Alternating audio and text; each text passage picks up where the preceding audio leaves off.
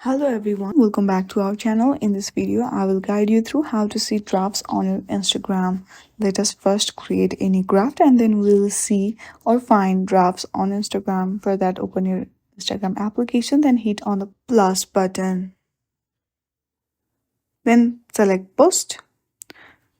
Now choose any picture or anything and then do some of the edits and then save it to the draft.